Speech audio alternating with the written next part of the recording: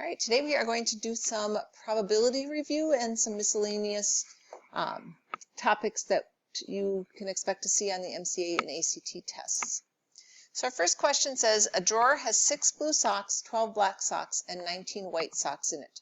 What's the probability that you draw 2 socks that are both black? So we want the probability that it's black,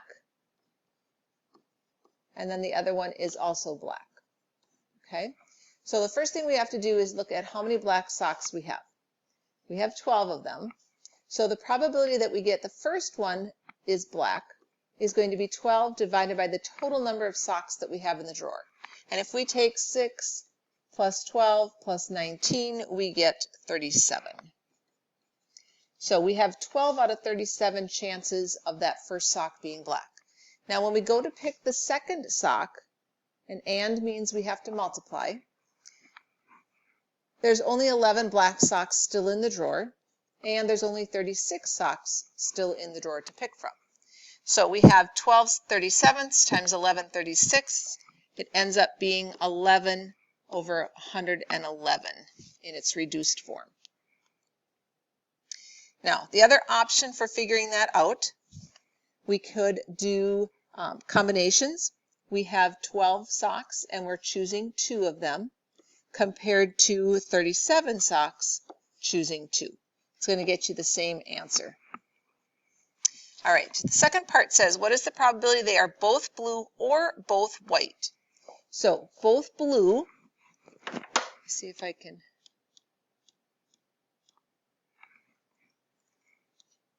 all right, both blue.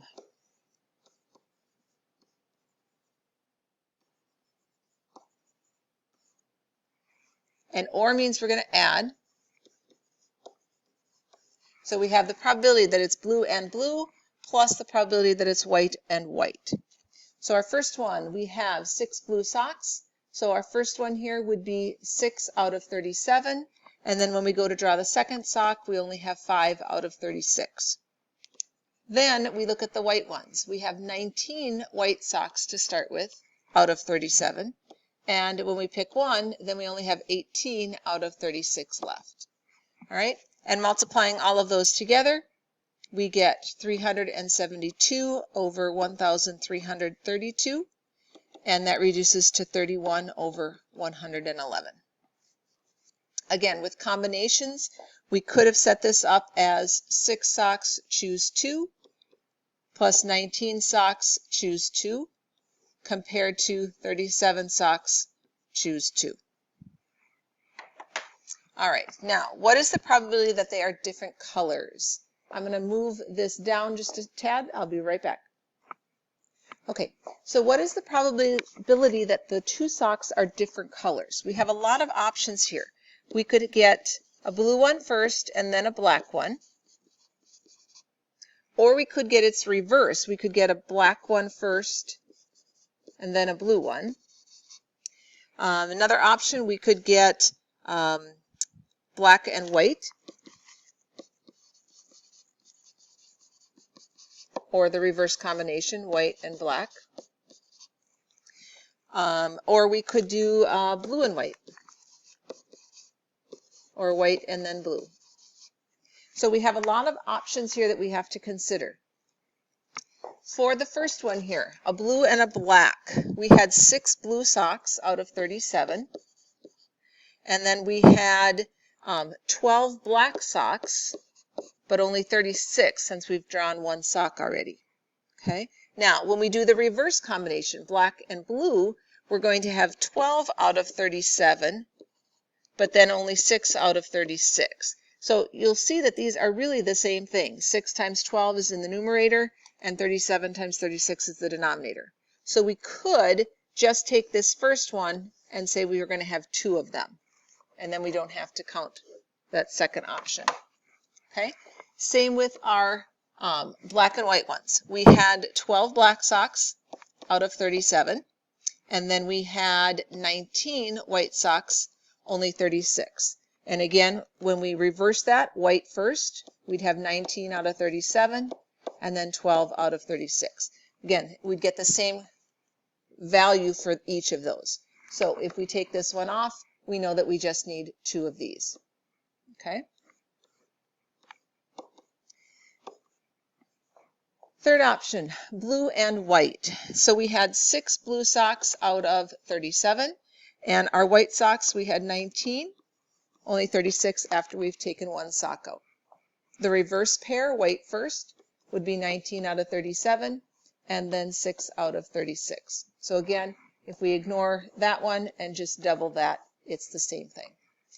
All right, so combining all of those and doubling each of those pieces, we end up with a total of 828 out of 1,332, and that would reduce down to 23 out of 37 for the probability.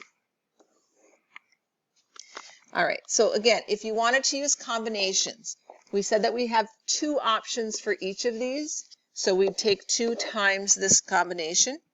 We had 6 socks, we chose 1.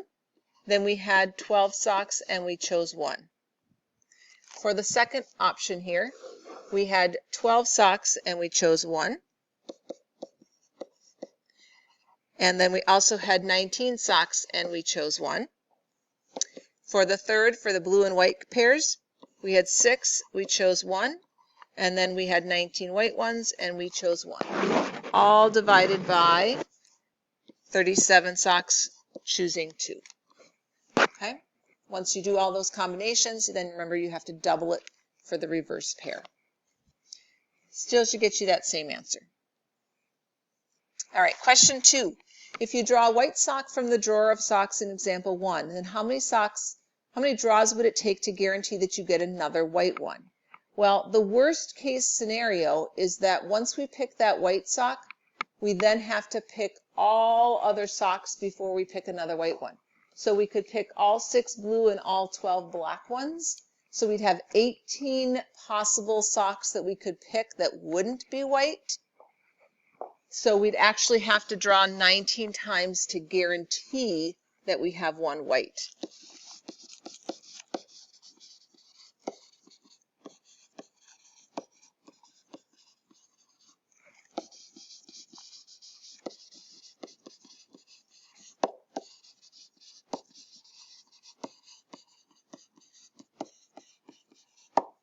All right. Question 3. What's the probability of getting 1 tail and 2 heads when flipping a fair coin 3 times? So fair coin just means you have an equal chance of getting heads and tails. So we're flipping a coin 3 times. One option is to get all heads. Okay. One option is to get 2 heads and 1 tail. So we could get heads, heads, tail. We could get heads, tail, heads, or we could get tail, heads, heads. Okay. Next option is to just get 1 head and 2 tails. So head, tail, tail, tail, head, tail, or tail, tail, head. And last option is to get no heads, which would be all tails. So the question is, what's the probability of getting 1 tail and 2 heads? That's this grouping. So we have 3 options out of a total of 1, 2, 3, 4, 5, 6, 7, 8. 8 different combinations. So we have a 3 out of 8 chance of getting 1 tail and 2 heads. Question 4. A couple has 2 children. What's the probability that they have exactly 1 girl? So same idea here. We could have 2 children. We could get 2 boys. We could get a boy and then a girl. We could have a girl and then a boy. Or we could get 2 girls. And the probability that they have exactly 1 girl would be these 2 pairs. So we have 2 out of the 4 different combinations, or 1/2, or a 50% chance of that happening. All right. Question 5. It says the probability of event A is 40%, or 0.4. The probability of event B is 20%, or 0.2. If A and B are mutually exclusive, then what is the probability of A or B? So this union symbol means or. We have a formula that says the probability of A or B, again, that's that union symbol, is equal to the probability of event A plus the probability of event B minus the probability of A and B, which would be that intersection symbol. But if they're mutually exclusive, it means that the probability of A and B is 0. There is no overlap between the two events. So we're simply going to have to add the two. Probability of A was 0.4. Probability of B was 0.2. So our probability would be 0.6 or 60%. Question 6. Probability of A or B is 0.85, 85%. Probability of A is 0.7. Probability of B is 0.35. Find the probability of A and B. This is that intersection. Okay? So using that same formula, the probability of A or B was 0.85. That is equivalent to the probability of A plus the probability of B minus the probability of A and B. Okay, the overlapping part. Combining terms here, 0.7 and 0.35 is 1.05. If we subtract it over, we're at negative 0.2. Dividing out our two negative signs there leaves us with the probability of A and B equaling 0.2. All right, question 7. Now we're shifting from probability to some rational expressions. It's asking us to simplify this. Most common mistake is students want to do things like crossing out these 4x squareds. All right, you can't do that. That's taking a little term out of an expression. We can only reduce common factors. So the first step, the key to doing these, is to factor everything. Okay, so we're going to factor the numerator. We could take out a 4. That leaves me an x squared minus 9. We could factor that even further because x squared minus 9 would factor into x plus 3 and x minus 3. For our denominator, we could also factor out a 4 from that. It leaves me x squared plus 6x plus 9.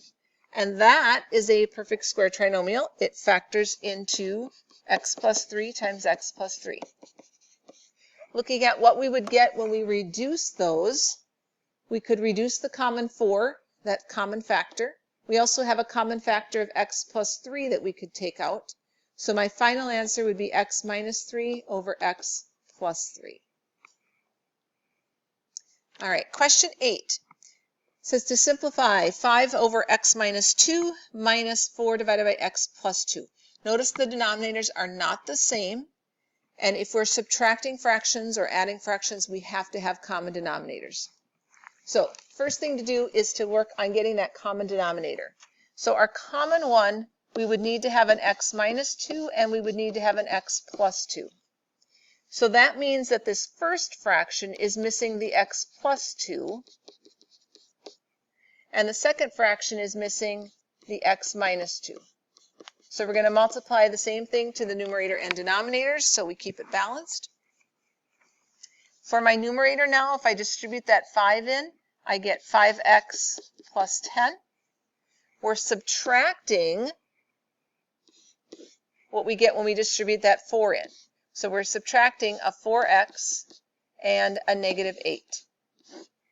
All right, combining like terms. We have 5x, we're subtracting 4x, which gets me 1x. We have 10, and we're subtracting a negative 8, which really means we're adding 8. So we have 18.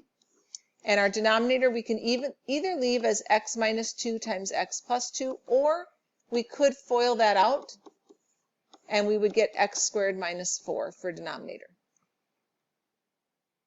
All right, question 9.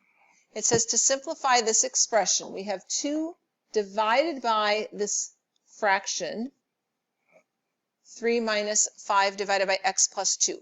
There's several ways we can go about doing this.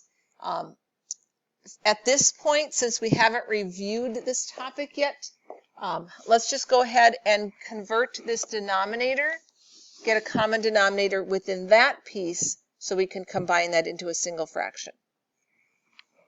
All right, so that means that I need to have an x plus 2 under this 3.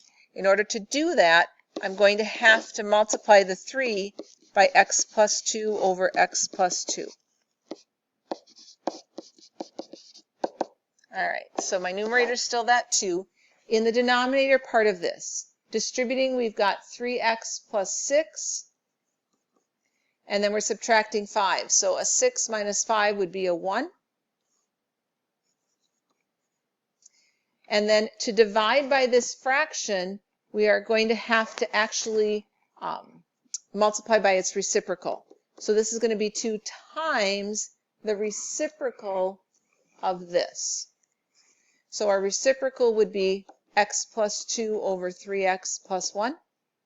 And then distributing that 2, we end up with 2x plus 4 all over a 3x plus 1. Remember, there's just a 1 under there, so that 2 does not get multiplied to the 3x plus 1. All right, question 10. It says, a rabbit population doubles every 6 months. If there are 2,560 rabbits after 4 years, then how many rabbits were there to start with?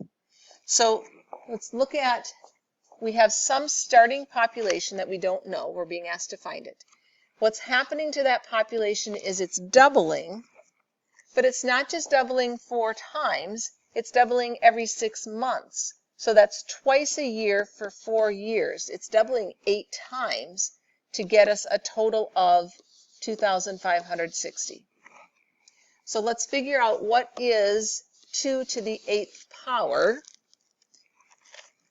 Using our calculators, 2 to the 8th power would be 256.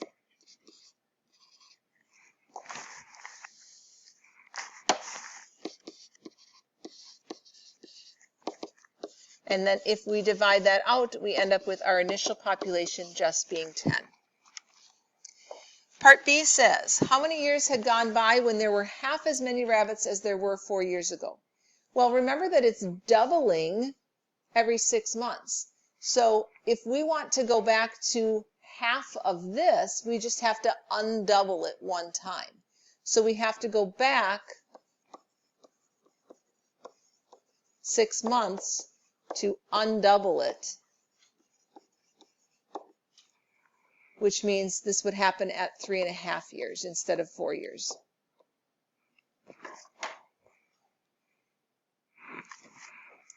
Question 11 says, what's the percent of change from the original price if an item is first discounted 20% and then marked up 20%?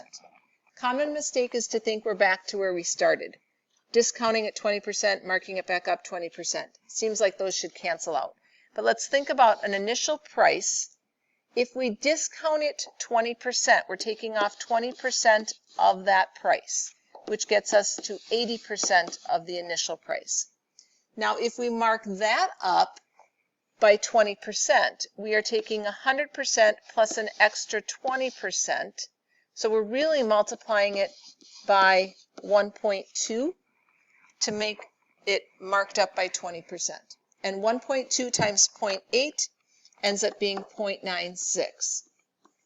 So we're close to being back to 100% of our initial price, but we're 4% under.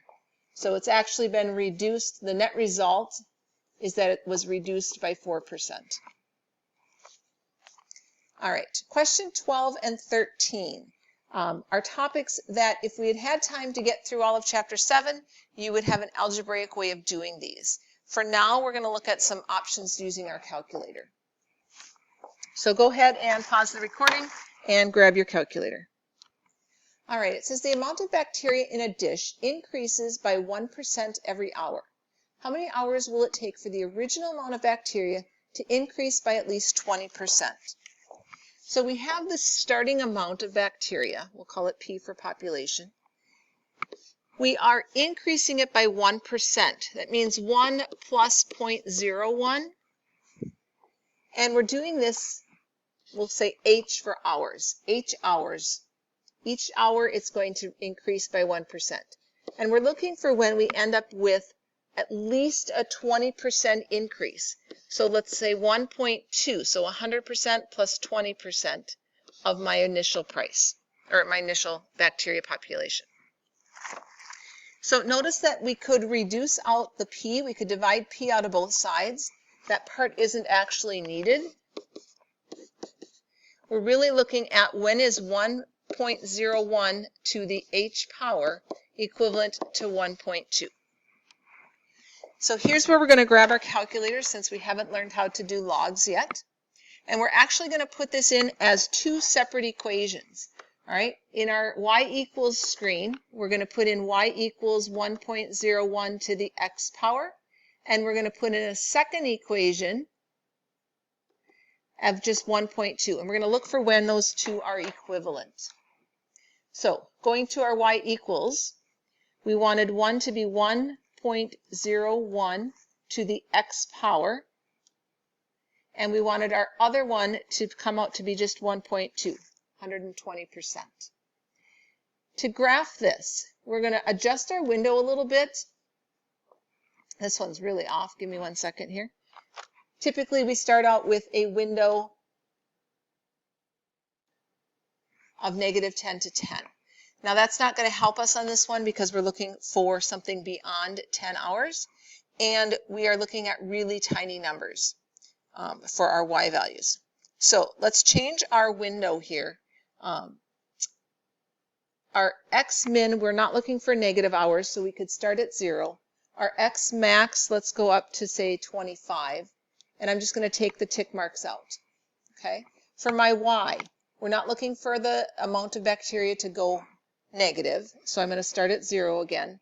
And we can leave that max at 10. That'll work. All right, so let's look at our graph.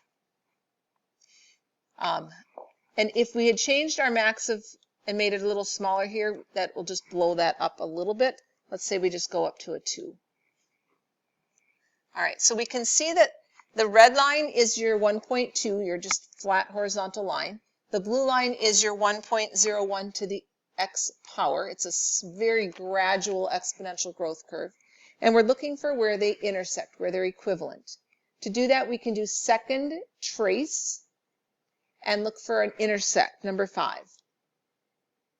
It's asking, is this my first curve? We just hit enter to say yes. Is this the second curve? Yes. We can bypass the guess by hitting enter again. And it's telling me that it's going to take about 18.3 hours for that to happen.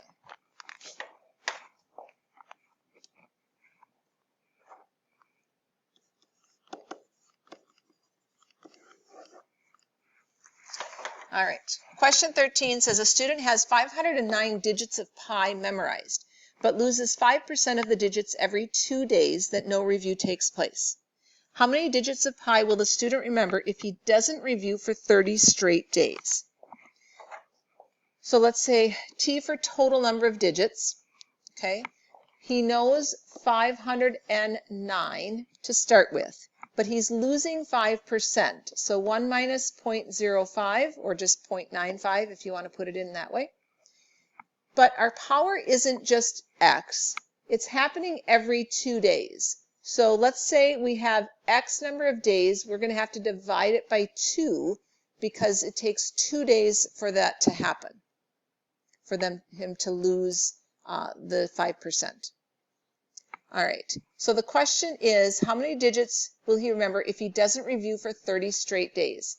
So we can plug a 30 in there, divide it by 2. That means it's going to have 15 times during those 30 days that he's going to lose 5%. So we've got 509 times 0.95 to the 15th power. Okay, let's grab our calculator. We have 509 times 0.95 to the 15th power. So he will remember about 236 words, or sorry, digits of pi.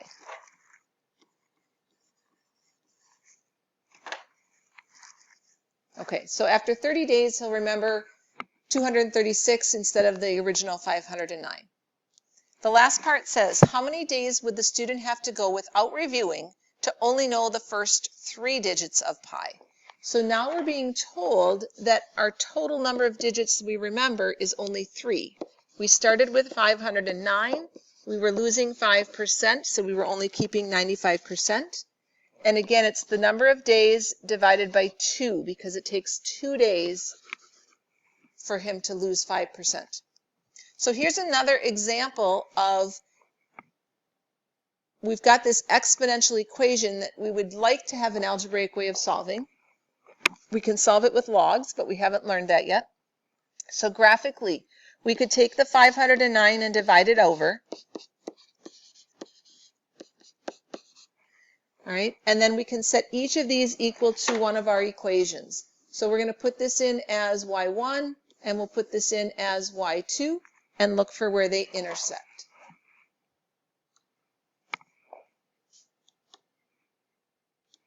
All right, so let's go to our y equals. We'll clear these out. So the first one was 3 divided by 509, which is going to be a pretty small number there. And the second one, we have 0.95, and we're raising it to a power that's x divided by 2. All right, now for our graph, since we're dealing with really small numbers here, let's change our window. This time I'm going to go for my x's from 0 to 250. We're going to actually have to go out quite a ways here for this to happen.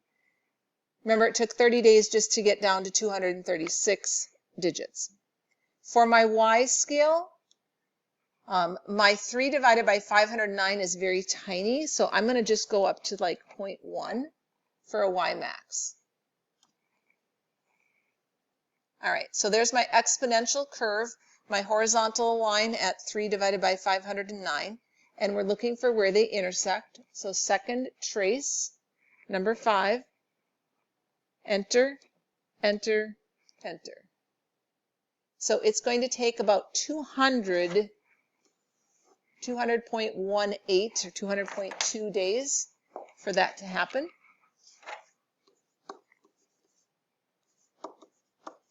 And since it's occurring every 2 days, after 200 days, he wouldn't have quite forgotten all but the last 3. So we would say on the 202nd day, he would be down to only 3 digits. All right, let me know if you have any questions on these topics.